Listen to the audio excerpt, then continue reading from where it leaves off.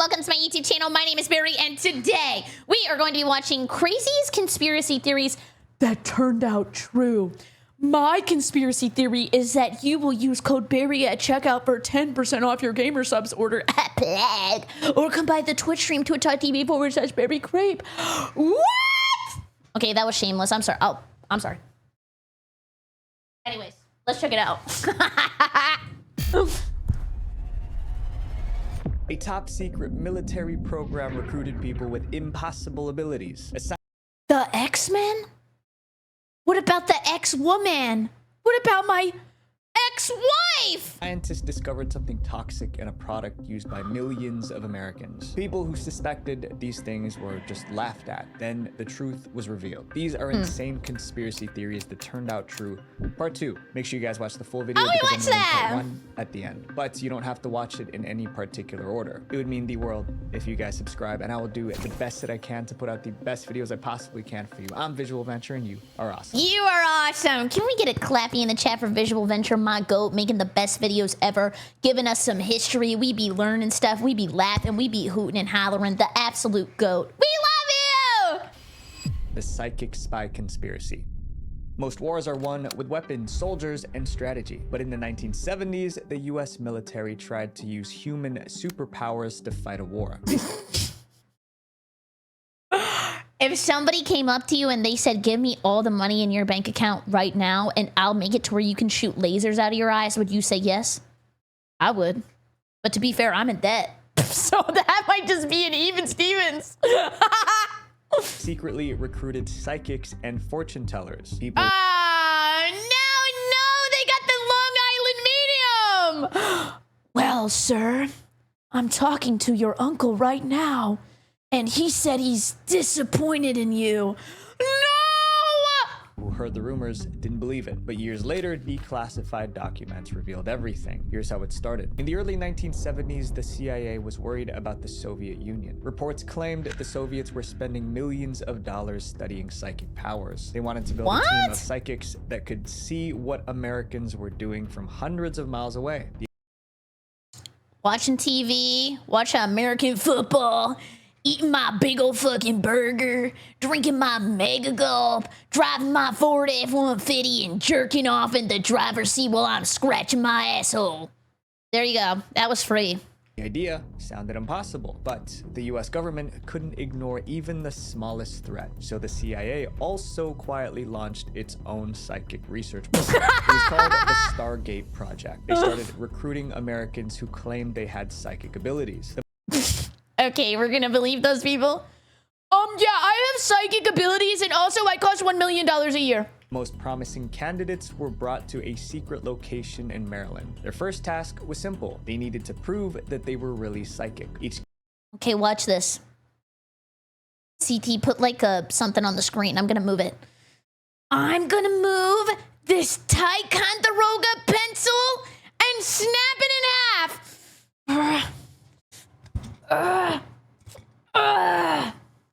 Candidate was locked in a room and given a series of tests. In one test, a researcher secretly looked at a picture. The psychic then had to read the researcher's mind and draw whatever image they were thinking about. What if they were like looking at an image of Shy Guy and now they just drew him and then they look at him and then they explode?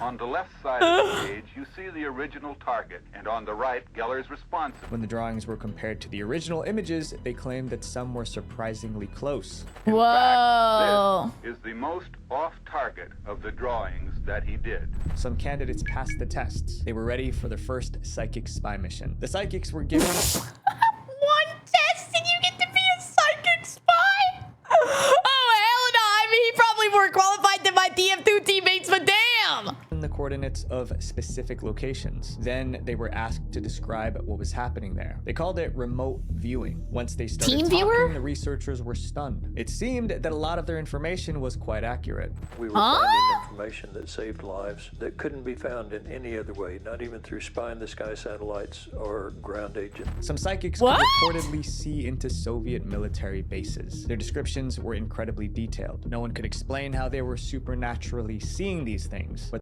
yeah, they gotta be on some. Whatever they're on, can I get some? It's probably legal in Florida. Just let me try it out a little bit. Actually, if I could read chat or YouTube commenters' minds, I would probably rather not. I don't want to know what you're thinking, and you probably don't want to know what I'm thinking. Those running the program were satisfied. Over the years, more than 20 psychics were employed. They took part in high Oh, I changed my mind. I don't want to. You can keep it. level intelligence missions, but the entire program stayed top secret. Then in 1979, Project Stargate was given its biggest challenge. That year, a Soviet plane crashed somewhere in the jungles of Central Africa. The aircraft was full of secret codes and valuable technology. Americans wanted to find it before the Soviets did. Recovering it would give the US a huge advantage in the war. For weeks, US satellites scanned the area, but the jungle was so thick they found nothing. The clock was running out. The US They need some manscaping. was desperate, so they turned to Project Stargate for help. For this mission, they chose a psychic named Rosemary Smith. That is the most fake name I have ever heard. Rosemary Smith? That's like a RP Skyrim generator ass name. Yeah, like NPC name. Mary was handed a map of Africa and asked to find the fallen plane. They gave It's a code name? I knew that. her no other information. According to those in the room, Rosemary went into a trance. After a few minutes, she pointed to a spot on the map. Then she gave them exact coordinates. When What? the military focused its satellite cameras on that location, they found the plane, right where she said it would be. The US How? How did she do that? Does a magician ever reveal their secrets? Yeah, she crashed it. I don't know how, but like, I think it might be over there. Yeah, like maybe like, I mean, surely the person that crashed the plane like did it by accident, and like they didn't like mean to or not. government was impressed, but there was no public celebration. The military wanted the psychic program to remain secret. Then someone opened their mouth and ruined everything. Thank God, I'm always quiet. Somehow, an investigative reporter named Jack Anderson found out about Project Stargate. So he published a series of articles exposing it. He revealed how the psychic supposedly helped locate enemy submarines and planes. Okay, let's be for real here. Think about this. He leaks that there's a secret group of psychics in the military doing military operations where they can see the future and they know exactly what's happening and they use their mind X-Men powers. And who's gonna believe him? Let's be honest. Who's not gonna think he's absolutely bonkers? Planes. He also claimed they helped catch a spy. The news spread across the country, but instead of panic or outrage, people just laughed it off. Yeah. Sure, buddy, sure. Public simply didn't believe it. The government also denied everything. The Department of Defense claimed no money was spent for ESP or whatever sort of label you want to put on those programs. Okay. I would have thought something maybe was a little fishy as soon as you said, or like, whatever you want to call it, like the most greatest operation of all time or something. The story was treated like a conspiracy theory. Eventually, it was forgotten. Then, in 1995, the truth finally came out. Some CIA documents were declassified, and they confirmed that the Stargate project was real. The CIA even admitted it. Not long after that, the program was Ask shut John. down. The reason surprised people. The government claimed the psychics were unreliable. In other words, it So did they dispose of them? Anybody seen a psychic recently? seemed their information was wrong most of the time. The program turned out to be true, but the question is, did these psychics just get lucky? This next chapter is about a theory that the government was actually killing thousands of its own citizens. They would never do that. What? Purposely. The What? poisoned alcohol conspiracy. In the 1920s, a terrifying conspiracy theory spread across America. A doctor claimed the government was poisoning alcohol to kill citizens. But if that was true, the question is why? In 1920, the United States government banned the sale and production of alcohol. Oh, the law yeah. became known as prohibition. Lawmakers believed alcohol And nobody cared. At least that's what they told me in Texas. Every time I opened a Texas history book, they'd be like, we just be making our own shit, distributing it. Yeehaw. Was destroying American society. They thought banning it would reduce crime, improve families, and clean up the country. If they could ban it, all of America's problems would definitely, 100%, without a doubt, be completely and totally solved. Police raided warehouses and smashed barrels of alcohol. But almost immediately, the law failed. People didn't stop drinking. Yeah. They just started drinking in secret.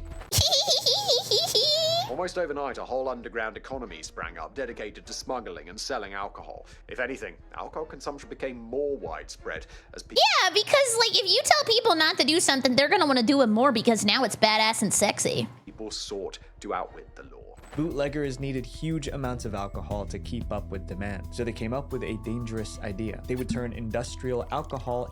Wait. to keep up with demand. So they came up with a dangerous idea. They would turn industrial alcohol into drinking alcohol. I don't have a problem. I can quit whenever I want.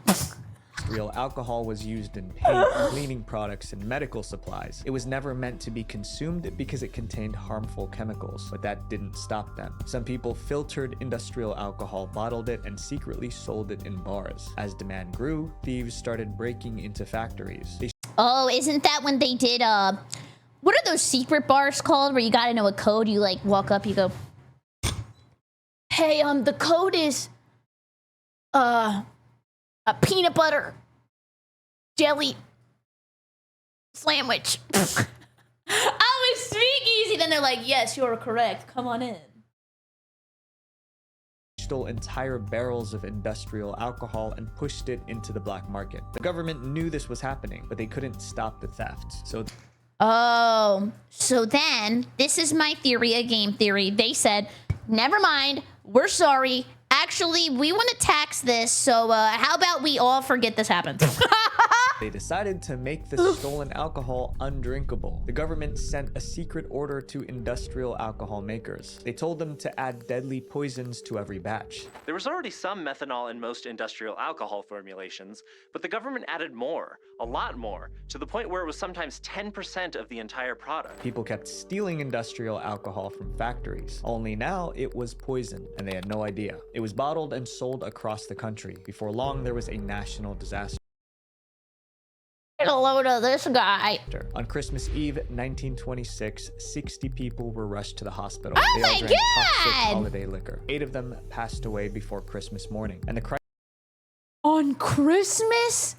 You monster! Santa would not have wanted this! crisis only got worse. The poisoned alcohol was everywhere. In New York City alone, over 1,200 people became seriously sick. Around 400 of them passed away. Victims would fall into a coma, and death often followed. The lucky This is why I only drink water and I only eat meal preps and I only have salad for dessert.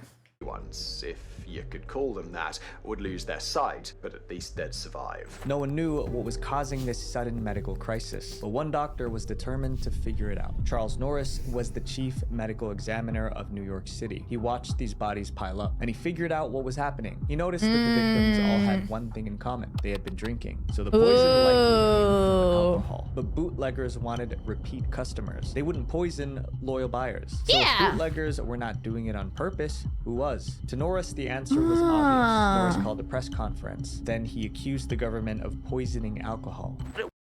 Yeah, they're gonna get him. Yeah, it was nice knowing you, man. I appreciate that you were speaking out, but you might be a little cooked. It wasn't a virulent flu or poorly chosen mushrooms that caused their deaths. It was alcohol that had been poisoned by the US government, which sounds like a conspiracy theory, but it's the truth. Norris called it a national experiment in extermination. He also said the government must be held responsible for the deaths that poisoned liquor causes. Almost immediately, the government dismissed it as a conspiracy theory, but a few people believed it. It became a debate. Those who supported prohibition said alcohol was illegal, so anyone who drank it was breaking the law and deserved whatever happened. Others could not believe their own government would poison citizens. The idea sounded too extreme. Norris needed undeniable proof, and he knew exactly how to... Oh my god, he's gonna drink it himself and prove that it's poisoned? Holy crap, he better have a res! Phoenix down! get it. Norris contacted Alexander Gettler. Gettler Oh, he's just getting it tested. Why did I think he was just gonna chug it and prove a point? was the chief toxicologist from New York City. Gettler analyzed the bodies arriving at the morgue. Then he carefully tested samples taken from confiscated alcohol. The alcohol contained massive amounts of methanol, also known as wood alcohol. Consuming methanol would destroy the nervous system and cause blindness, and it could end lives slowly and painfully. Now, Norris and Gettler had proof Well, I didn't see that coming. of the government's poisoning program. They published their findings. Newspapers across the country reported the story. The public was outraged. The conspiracy theory was true all along. But even after the evidence came out, the poisoning program did not stop. Incredibly, the government admitted it and even doubled down on it. Officials He said, yeah, we did that and we do it again. Mic drop. announced that they would add even more toxic chemicals like benzene. They wanted the fear of death to scare Americans into obeying prohibition laws. But it didn't work. People still kept drinking, and many of them didn't survive. In December 1933, prohibition officially came to an end. Alcohol was no longer illegal. It was estimated that about 10,000 Americans passed away from these poison drinks. The whole program worked because people trusted what they were given. Nobody even... Do you think in your lifetime you talked to 10,000 people? I don't know. Actually, maybe it depends on the person. No, but what if you have like a retail job? Like I used to bartend. Like I probably like racked up some numbers of just talking to people I would never talk to again. Only if you count chat as people. Of course I count you guys as people. You're my favorite people, Shy. question what was actually inside. The government counted on that. And cell phone companies have been doing that same thing for years. They show you one price, but hide the fees. Wait, what? So when you get the bill, it's much higher than you expect. But Mint Mobile, the sponsor of today's video, said, we're gonna be honest. Just tell people...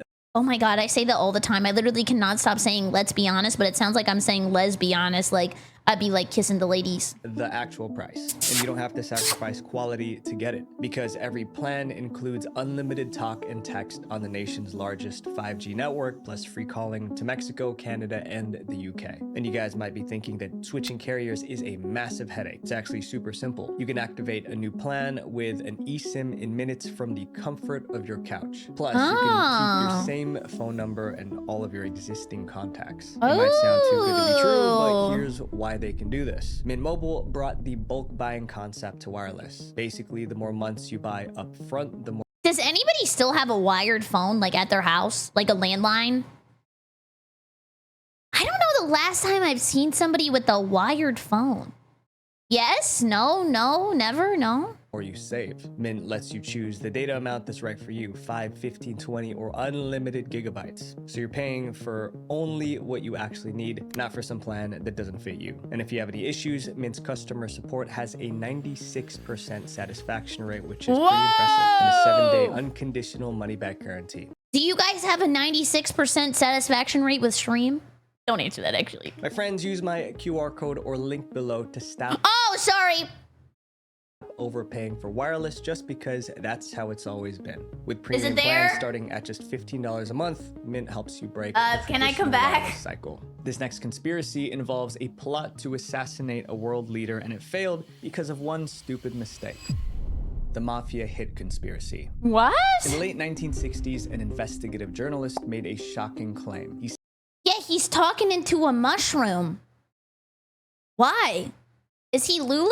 Said the CIA hired American Mafia to assassinate a world leader. The idea of the CIA working with gangsters hired American Mafia to assassinate a world leader. The idea of the CIA working with gangsters seemed impossible. Then the evidence started coming out, and people realized it was far worse than they thought. In 1959, a revolutionary named Fidel Castro took power in Cuba. Havana's ovation for Fidel Castro himself had been long deferred. These scenes show his triumphal march across the island to the capital following the victory. The US government hated what Castro stood for. They wanted him gone. But Castro was heavily guarded. He already survived multiple assassination attempts. I'm also heavily guarded. I know we watched a video earlier about people dying on the toilets, so don't even try me. I got 3 armed guards, 4 rabid dogs, 16 flying squirrels with poison dart shooters. Don't try me. attempts. If the CIA wanted to reach Castro, they needed something he would never expect. They felt like they needed a gangster-type action, so the CIA reached out to the American Mafia. Luckily for them, the Mafia had its own reason. Sorry. Your cards have 3 arms. Yes. Castro. Before Castro took power, the mob controlled the many casinos in Cuba. They made millions of dollars. But when Castro took over, he shut down the casinos and kicked the mob out. The Mafia lost a fortune. No Gamba? What the hell? So the CIA and the Mafia had a common enemy. And in 1960, they joined forces to destroy him. A CIA agent Don't mess with gambling.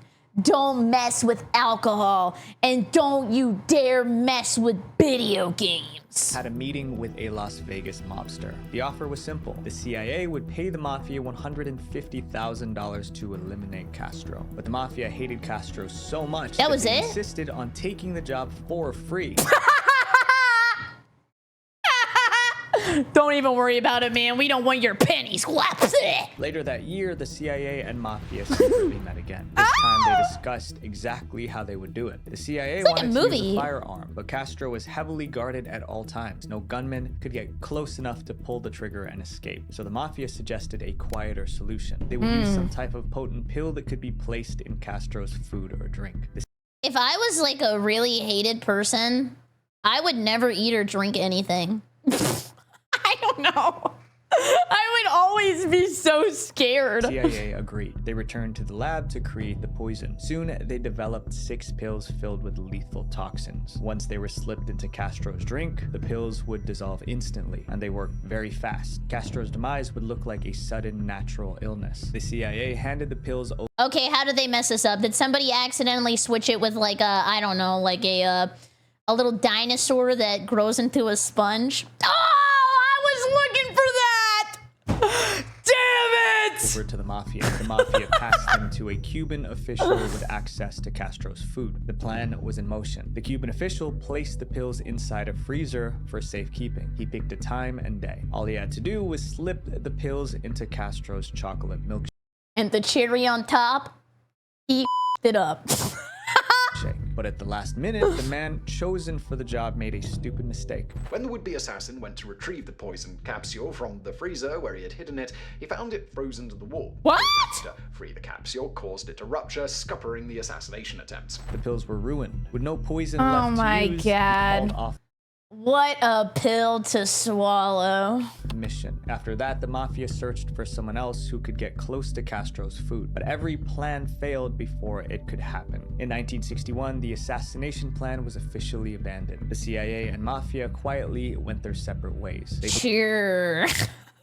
There's some lore there we definitely don't know. The secret would be buried forever, but it didn't. Years later, an investigative journalist learned about the operation, and he published an expose in the newspaper. The CIA denied everything, but the truth was going to come out one way or another. In 1975, the CIA was accused of carrying out illegal activities, so the government set up a committee to investigate.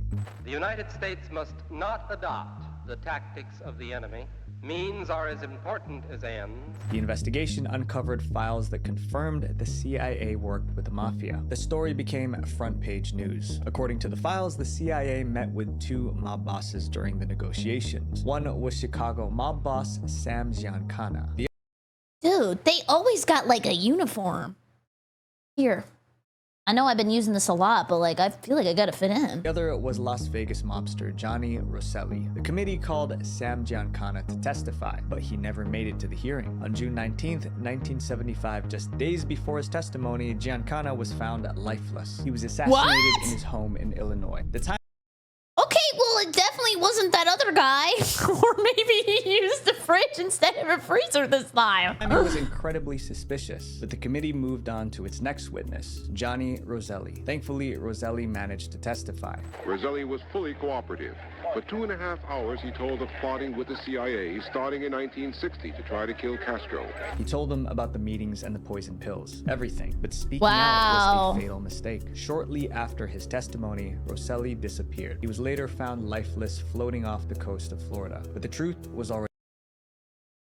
Florida? Is that not a long way to go? Florida? Everyone knew the CIA secretly partnered with the Mafia. Decades later, in 2007, more CIA documents were declassified. The files laid out the operation piece by piece. In our next chapter, a group of researchers ran a routine test and accidentally uncovered one of the biggest scandals in history: the toxic car conspiracy. Huh? Volkswagen looked like a company helping the planet. They claimed. Do we like Volkswagen? I don't know the breeds of cars. Are they cool or not? I know you guys hate Kias. Do we like Volkswagen? No. Okay. Their cars released low emissions, making them better for the environment. Customers believed the message, but some researchers suspected it was all a lie. They believed Volkswagen cars were destroying the environment by releasing far more pollution than the company admitted. When they I hate when I got behind a car when I was driving in Texas and they just straight up be shooting shit all over you. Just like, you hear the woke up, nobody listened, so they went looking for proof. In 2013, a group of researchers decided to test Volkswagen's diesel cars. Volkswagen marketed those cars as clean diesel vehicles with low emissions. Here's one of their commercials. Diesel in Latin means dirty. I'll prove it to you. You don't huff it! Stop. Oh. Yeah, it's not good. Oh, look what she's doing. See how clean it is? The researchers took a Volkswagen Jetta to the lab and started their tests. It was a routine test. They did not expect to find anything strange. In the lab, the results were perfect. The car's emissions were low. Everything looked exactly how Volkswagen said it would. Then, the researchers took the car into the highway. That's when everything went wrong. On the road, the Jetta released emissions up to 40 times the legal limit. That meant was gonna check this at all? Yeah, womp womp. It was more toxic than most cars on the road. And probably more toxic than half the mother suckers I've ever talked to on Discord, and that's hard to do. Researchers were shocked because they tested the same car in the lab. And in the lab, the emissions were low. But on the road, it acted like a completely different car. The 40 times the legal minute? I love that video. Wait, you gotta put this in the video. What is that? 1.8. What does that mean? Means you're higher than twice the legal limit. Twice the legal minute? Twice the legal minute? Researchers double-checked their equipment by testing a BMW. The BMW's emissions stayed the same in the lab and on the road. But every time they tested a Volkswagen, the numbers changed. The cars seemed to lower their emissions in the lab. Then they seemed to raise them That's why me and the girlies drive a Subaru. Again on the road. There was only one explanation. Volkswagen somehow found a way to cheat the emissions test. The researchers dug deeper to tuning exams? understand how it worked. When they studied the car's software, they found what's known as a defeat device. This device could detect when the car was sitting still on a lab roller. Then it automatically reduced the car's emissions so it would pass the test. But once the car hit the road, it switched to normal mode, and the car released more pollution. Actually, that's kind of what happens with the gloves that I used to wear before I got the new tracking suit, where you couldn't turn it off the extreme power mode. So what it did was it would heat your hands up really, really, really hot because it would be in high fidelity mode all the time. So I constantly had to wear Band-Aids underneath of my gloves because they would burn my skin. Into the air. The researchers published their findings in May 2014. They accused Volkswagen of cheating emissions tests and lying to consumers. That scandal could have ruined the company. So Volkswagen replied immediately. But instead of admitting the problem, the they just started dancing. Sorry. We're sorry. company blamed the researchers for making mistakes. They took exception with our testing, with the way we approached it, with the conditions that we used. For over a year, Volkswagen refused to admit anything was wrong. He should have just blamed the robots. That would have been better. Stupid!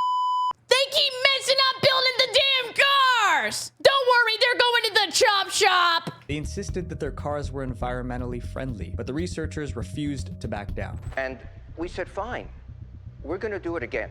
And we did it again and came with the same results. This time they sent the results to the Environmental Protection Agency. EPA!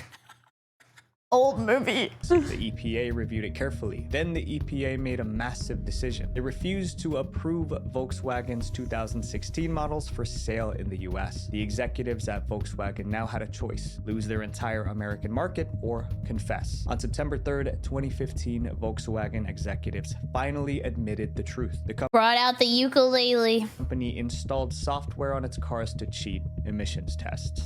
Today, the company said it would recall 11 million diesel cars worldwide. Oh my God!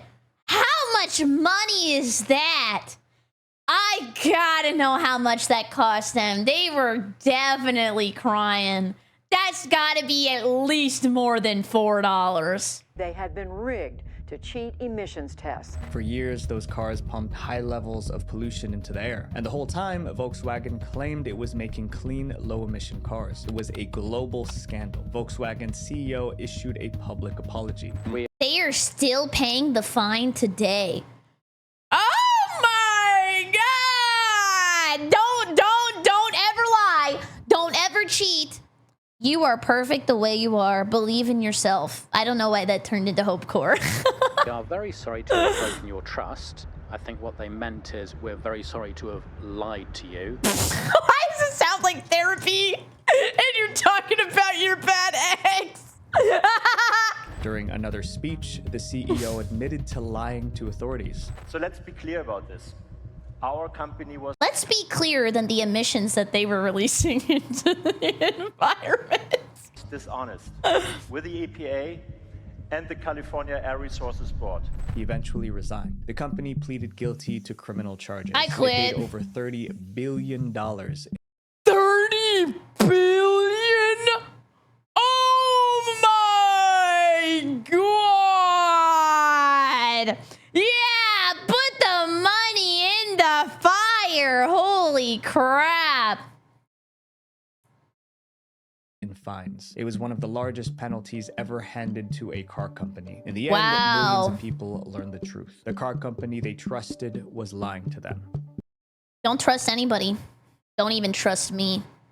Our next chapter is about a weapon the CIA built that could kill anyone, anywhere, and make it look completely natural. Hammer of Dawn! Well, let's be honest, that's probably not very natural. What is that? The heart attack conspiracy. What? For years, people claimed the CIA had a weapon that could give anyone a heart attack. The Death Note? When did they get that? All they had to do was point and pull the trigger. It was dismissed as a paranoid conspiracy theory. Later, the truth came out in the most shocking way. The heart attack gun was displayed on live TV for the whole world to see. Maybe we should use a different sensor shape. That looked a little inappropriate. In the early 1970s, the CIA had a problem. They wanted to eliminate people they considered threats, but they needed a method that could not be traced back to them. However, every option left evidence. A bullet could be traced. Poison could show up during an autopsy. They needed something cleaner, so they turned to a young CIA researcher named Mary Embry. Mary's bosses gave her one assignment. They wanted me to find out if there was such a thing as The gun that kills you. as a poison that was undetectable, especially one that seemed to mimic a heart attack. They wanted a poison that left no trace. Even during an autopsy, Mary got to work. She tested dozens of toxins. Eventually, she found what she was looking for. I'm not associated. Thank God. Shellfish toxin. Yeah, and who did she test it on? She got a significant other? Did she have a significant other?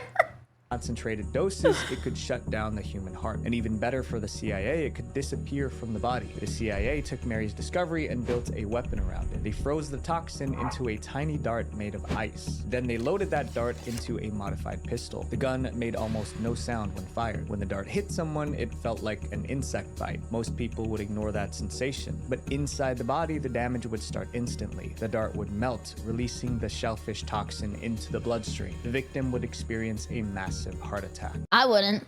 and that would be the end. When doctors performed an autopsy, they would find no strange substances, just a tiny red dot where the dart entered the skin. Nobody would think much of it. The death would be I would think, vampires! Oh my god!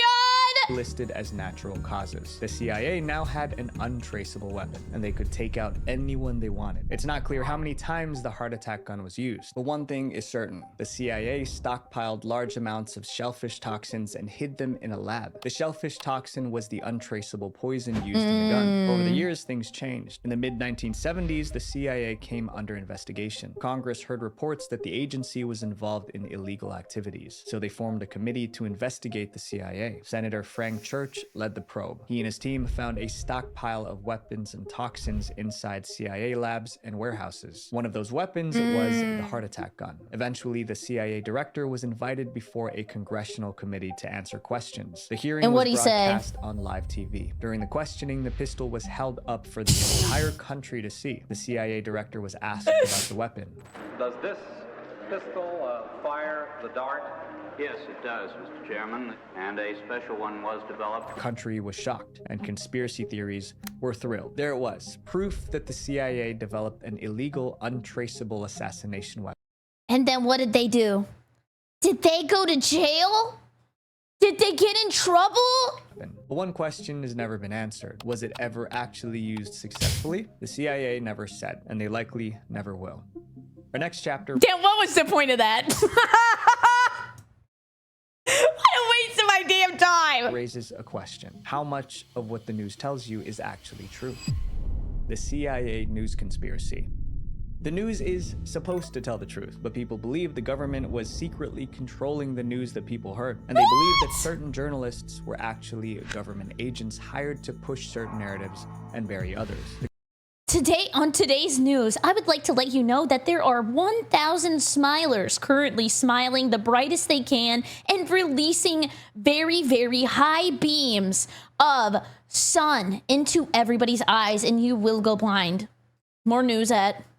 What time is it? Oh my god. Government called it a conspiracy theory, but evidence began to show. It started with a student organization. In February 1967, it was revealed that the largest student group in the US was funded and run by the CIA. On the surface, the group looked independent. Wait. No. Organization. 19 what? In February 1967, it was revealed that the largest student group in the US was funded and run by the CIA. On the surface, the group looked independent. It presented itself as a friendly voice for young Americans. But behind the scenes, the CIA was quietly paying it to spread government propaganda to students. The agency also used students as spies. They were told— Dude, people used to dress nice. Like, now everybody just be wearing pajama pants and, like, tank tops everywhere. Like, everybody was really classy. Corpa. told to collect information from foreigners and pass it back to the CIA. The New York Times put the story on the front page. This revelation encouraged reporters to dig deeper. They wanted to find all the ways the CIA was secretly influencing the public, and then they stumbled onto something much bigger than they expected. In 1975, the New York Times suspected that some news reporters were secretly working with the CIA. When they investigated, they found out they were right. They discovered the CIA had a network of journalists inside major American newspapers and TV networks. The head of the CIA was called before Congress to answer for it. I feel like the head of the CIA is like, oh shit, here we go again.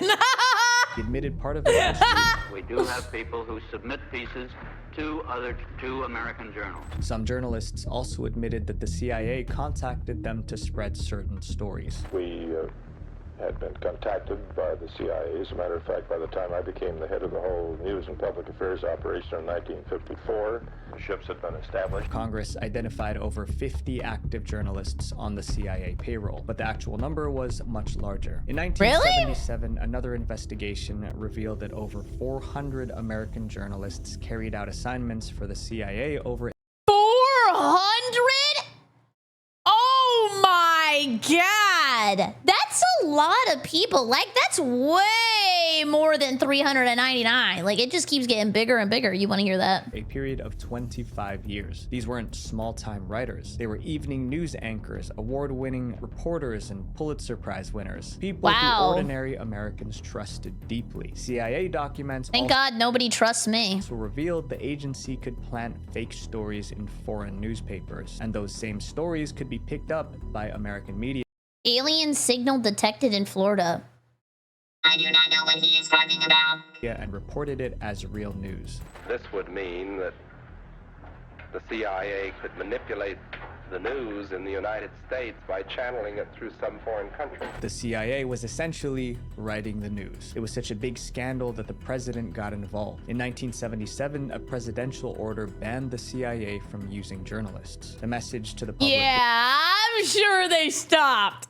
Yeah, they took that for real. It was clear. It was over. It would not happen Yeah, again. But not yeah. everyone believed that. Almost 20 years passed. In February 1996, a new CIA director appeared before a Senate committee. He was there. Guys, I'm not in this CIA. I'm in the Crepe Internet Association. To discuss threats to U.S. information systems. A senator asked him a direct question. Would the CIA promise to never recruit journalists again? We promise. Pinky swear. Yeah, we mean it. We mean it. CIA director could not say yes. Instead, he gave an answer with a loophole. The policy says that we will not use journalists except under American journalists, except under very, very rare circumstances. That meant the CIA could still recruit reporters to shake the news, as long as they felt it was justified. It's a disturbing reality, especially because the news could be lying to you right now. Our next chapter is about a poison that every single... I don't know. The only reason I watched the news recently, I think I talked to you guys about this, was because I... Okay. I had a YouTube TV trial subscription because I watched the baseball game. I forgot to cancel it. And then I did cancel it. But then I forgot that I actually had resubscribed on another YouTube account to watch it again because I wanted to watch something else and I forgot to unsubscribe from that one. So I still had YouTube TV. But I've been watching the playoff basketball game, so that's how I watch the playoff. And I swear to God, after this, I am gonna cancel YouTube TV.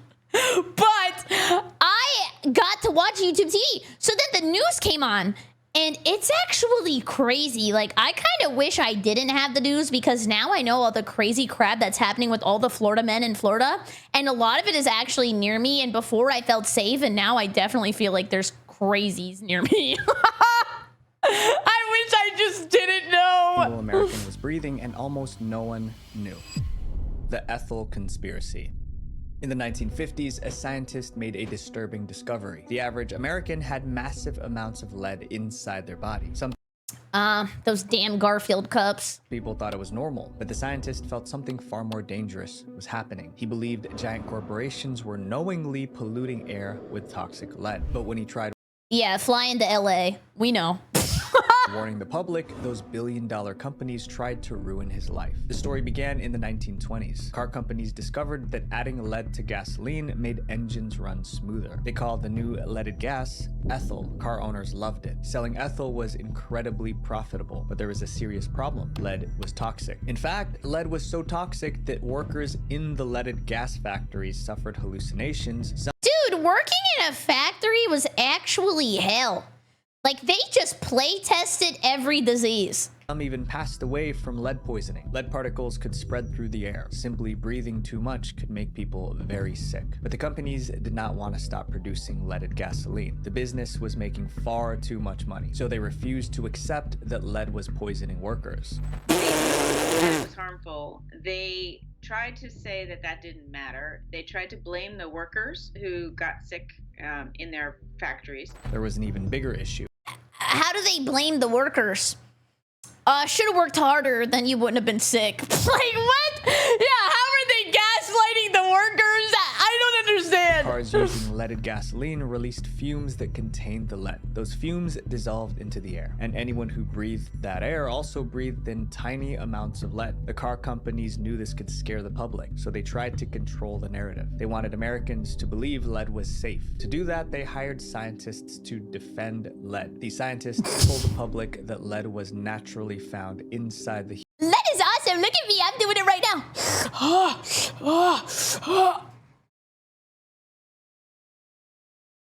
Human body. They claimed this proved it was safe. Most Americans believed it, and because of that, millions of people inhaled leaded gasoline fumes every single day without realizing the danger. But guys, lead is good for you. PB. And everybody loves peanut butter. Naturally occurring. It wouldn't have been called PB if it wasn't good. It would have been called LD. one scientist was about to uncover the truth. In the 1950s, Claire Patterson was a geochemist at the California Institute of Technology. He was trying to calculate the exact age of the Earth by studying ancient rocks, but he kept running into a strange problem. Every sample he tested was contaminated with lead. There was lead in the air, lead in the What led him to that? lead in the rocks, lead everywhere. The contamination was impossible to ignore. Where was all this lead coming from? I don't know! Patterson made another discovery. Americans had 100 times more lead in their blood than ancient humans. I live in America. Am I okay? Somehow, this toxic chemical was almost everywhere in America. Patterson decided to go public. In 1965, he published a scientific paper explaining his findings. He made one thing very clear. Lead was dangerous to humans, and they needed to do everything to reduce lead contamination. The companies making billions from lead didn't like that. He was ruining their business, so they went after Patterson personally. Oh my god, they're gonna put him in the lead room with the rubber lead and the rats. First, they tried to destroy his career. Eventually, a VP of an oil company who's a trustee at Caltech calls the president and asks for him to be fired. Patterson's research funding was cut off. He was blocked from government meetings where environmental decisions were made. Patterson was smeared in the media. They painted him as a conspiracy theorist spreading science fiction. At the same time, the companies hired scientists to travel around the country claiming lead was harmless. For a while, it seemed they won. But they still wanted Patterson on their side, so the lead industry offered him research funding if he stopped criticizing them. Oh yeah, whatever. Hey, we noticed that you've been saying some mean stuff about us, and we're tired of turning off the monitor, so could you, like, clean it up? Thank you. Yep, here's 20 bucks. It was basically a bribe, but Patterson refused to back down. He kept collecting evidence, he kept speaking out, and eventually Patterson got his moment. In 1966, Patterson testified before the US Senate. He arrived with overwhelming evidence. He showed the Senate the data from ancient ice cores. He explained how the ice from thousands of years ago was completely clean, while modern snow was 200% more toxic. He explained how lead damaged the human brain and nervous system, and how it caused learning disabilities in children and violent behavior in adults, again and again. These are true! Patterson proved that lead pollution was man-made, and it was poisoning everyone from factory workers to school kids. His conclusion was clear. The amount of lead in the air skyrocketed after leaded gasoline was introduced. This time, the government listened. They began restricting leaded gasoline. By 1996, the use of— Wait, that's why it's unleaded. Oh. Oh, cool. Leaded gasoline for vehicles was banned in the US, and the results were impossible to ignore. After the ban, lead levels in Americans' blood dropped. Sorry, it took me a while to get to that conclusion because I have a lot of lead in my system. By 78%. The companies profiting from leaded gasoline knew the dangers from the beginning, but they chose profits over public safety. And one man fought a billion-dollar industry to save the health of a nation. So the next time you go to a gas station and see the word unleaded, now you know why. Okay, can somebody who's smart explain to me why they have 3 different types of gas? Like, are some cars picky? I just never understood why there's like fancy gas and why there's like normal gas. Octane level? Different chemical composition. Okay, but like what kind of car needs expensive gas? Like a Lambo?